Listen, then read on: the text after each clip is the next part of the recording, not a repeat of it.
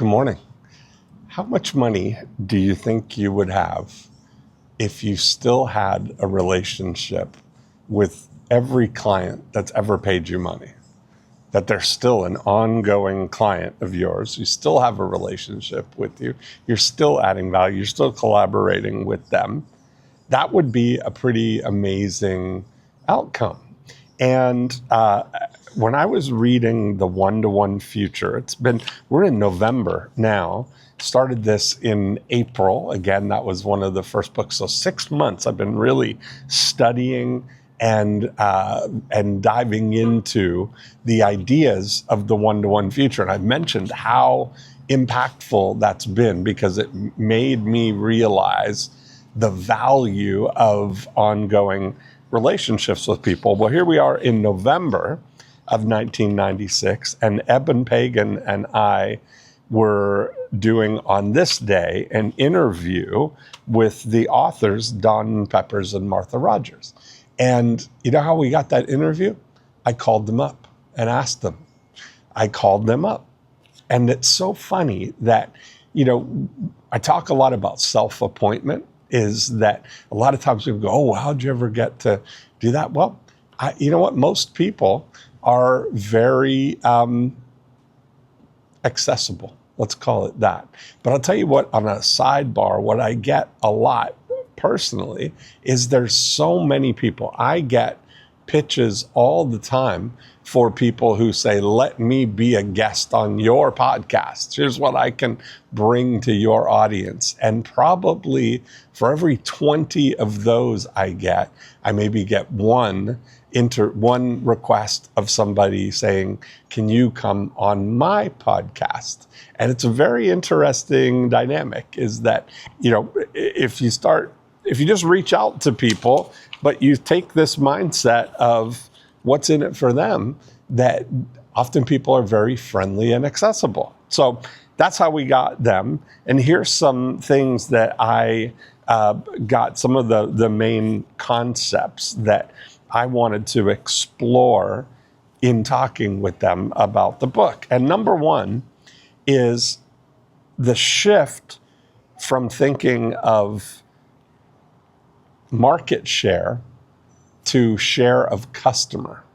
And the whole dynamic changes when, as marketers or in business, people are always more interested in getting new and more clients. They want to get new now. New people who want to do something now. But making that shift from from market share to share of customer is a very interesting thing. That brings into life what's the lifetime value calculation of somebody. This was fundamental in this whole development of the before unit, the during unit, and the after unit, because the cornerstone of the after unit is building, nurturing lifetime relationships with people and orchestrating referrals. So that first shift is, what are the things that you could do on an ongoing basis? How could you continue to add value to the people that you're serving now? And what would that look like if you could imagine an ongoing relationship with them? When you start thinking, so many of the things, this was the beginning of leading to, you'll see a few years from now, that we created money-making websites for realtors, of thinking about how can we build a lifetime relationship. And by the way, 26 years later, we still have several of the people who were clients in 2026 that are still customers today. Number two is collaborate with your customers. And that, again, is that shift from away from acquisition and more to retention, and starting to think about how can you collaborate with your customers to together get both of what you want. So how we applied this in by referral only when we were working with the realtors is, what if we could show the realtors how to collaborate with mortgage brokers, with loan officers, and form that team? And that became a collaborative effort that we were able to introduce realtors to us through lenders who were looking for realtors to collaborate. And we got lenders introduced to us through realtors who were out hoping to build a foundation of collaboration among themselves, that a mortgage broker and a real estate agent together could both serve the same client. And we did that same thing with now home inspectors. And you start thinking about this share of customer in the context of a real estate transaction. And there's so much more than just helping somebody buy and sell the home and moving into their role as homeowners now. Number 3 was to differentiate your customers. And that became really clear on that became one of the things of selecting a single target market and understanding that differentiating your customers is really moving towards that one-to-one future, where if you know that this particular person is a first-time buyer, that's very different than somebody who's looking for a horse farm or somebody who's looking for a condo or building a new home. Any of those things, when you start looking, that differentiating gives you an advantage in that the closer you feel that people feel that you are exactly what they need, that this was custom designed for them, the better off it's going to be for you. So differentiating your customers allows you to speak directly to their individual need. Number 4 is economies of scope, not economies of scale. And that's an interesting thing when you start looking at especially the information that you have about your clients. If you take that there are 10,000 households in a nice small town, or however many households there are in a neighborhood, having somebody's address and having the fact that they live there, that's a scale of information. But when you think about what is the depth, the scope of the information that you have, is how many of those 10,000 people are feeling like you are an advocate for them for everything to do with living in their home. And it's a really interesting way of thinking about it, that is having deeper relationships with fewer people gives you more long-term opportunity than having short-term relationships with more people, because you have to continually keep refreshing that. So that was a big shift for us. Number 5 is manage your customers, not just your products or services. And that was an interesting thing that we developed, this idea of imagining your relationships as a valuable asset. To this day, this is the way we think about this. And you may have heard me talk about your relationship portfolio, thinking about these relationships as a valuable asset that you are managing for an annual yield. And that's one of the metrics that we use is just that, return on relationship. In your after unit, how much value are you adding to the people that already know you, like you, and trust you?